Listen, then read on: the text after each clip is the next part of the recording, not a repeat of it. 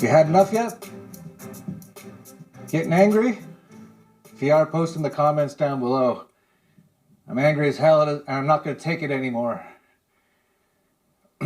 While you're at it, hit the thumbs up. I want you to get up now. I want all of you to get up out of your chairs. In this video, I'm going to talk in pretty casual terms, like what normal people are used to hearing. So feel free to share this with everyone you can. Make it go viral, because if we can make this go viral, we can end all these problems right now. And I'm going to start off just by playing a short video done by Larkin Rose. And he's the author of the book, The Most Dangerous Superstition. That is a book that if everyone in the world had on their Kindle or had the paperback, all the problems in the world would end almost overnight. And it's really thin and it's really easy to understand. I'll put the links to it down below as well. Give it out to your friends as a present. First read it, of course. Make sure you like it. I'm pretty sure most of you will. And then give it out. Make that your... We're going to talk about ways we can change the world today. Give it out to 5 or 10 of your friends. So anyway, he's written many books. He's a very prolific author. And one of them is How to Be a Tyrant. And it's essentially kind of like a mock book about how to actually be a tyrant. And he just put up a video on his channel, and I'll play the whole video here, just a few minutes. And this is just a short chapter from his book. See if any of this sounds familiar. How to Be a Successful Tyrant. It's my first book. I finished writing it in 2005, and it came out in 2006, so I finished writing it 15 years ago. It's currently out of print. I'm working on getting the second edition back into print. Thought I'd give a dramatic reading of one little part of it. This is Chapter 2, Exploiting Fear. From the beginning, subheading, Fear as a Tool. Now, keep in mind, this is written as a manual for someone trying to be a tyrant. So when it says you, it's talking to somebody trying to be a tyrant.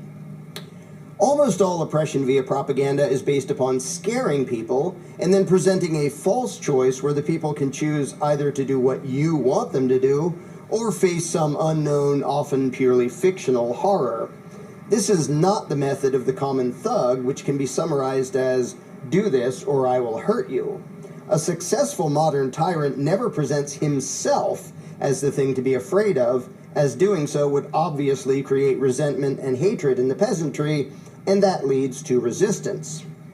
Every thing to be feared, or TTBF, with which you terrorize your peasants must be presented as some separate outside evil that only you can save them from.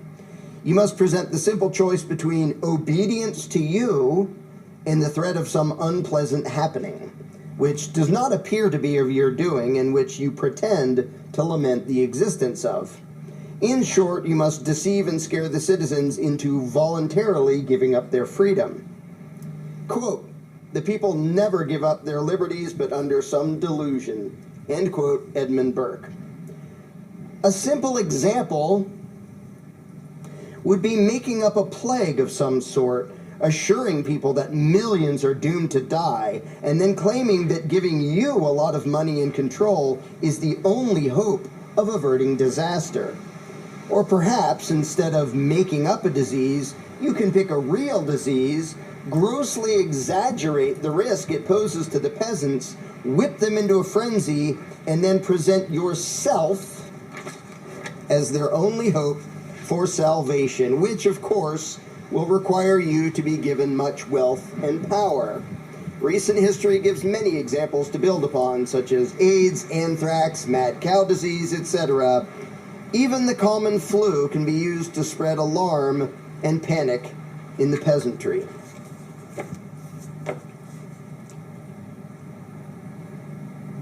Sounds kind of familiar, doesn't it? That's because they've been doing this for centuries now. A lot of people aren't aware of it, and I'm going to tell you why. It's because, and hang with me here, I know you haven't heard this before. You've been pretty much brainwashed by a criminal system now for a long time. And don't get all mad and go, I'm not brainwashed. First of all, that's the first thing a brainwashed person would say.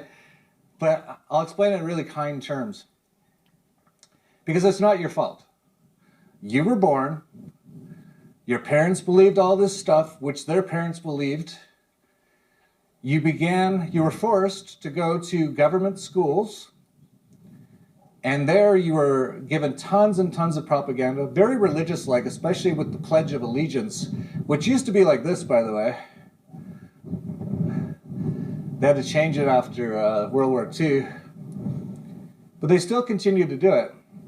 That's all forms of mind control, brainwashing, getting you to believe in the system, to actually think you're part of the system, when it's the furthest case from the truth. And you turn on the television programming, and it is called programming for a reason. It is literally programming your mind. It is mind control. Even the word government comes from a Latin word. Govern is gubernare, which means control, to control. Ment is mente, mind control. So don't turn this off yet, go, oh, he's crazy, I'm not mind controlled. You probably are. Almost everyone in the world today is. But there's some very good news, so hang in here. I'll show you how you can turn this around and make not only your own life 1,000,000 times better, but the entire world better. So on the television programming for your entire life, they have things called news. Now, interestingly enough, Donald Trump kind of made the word fake news pretty popular. A lot of people who know about what's going on, like myself, have been using that term for a long time because it literally is not real. It is actors and scripts written by essentially people like the CIA. This is all proven. Early morning, but the thing about Saddam Hussein is that he has never done the expected, and right now we have, once again been surprised with the unexpected, an air raid, an apparent attack, although we can't say what the outgoing missiles hit, at approximately 20 after 7 in the morning Saudi Arabian time. The crowd, the white lady.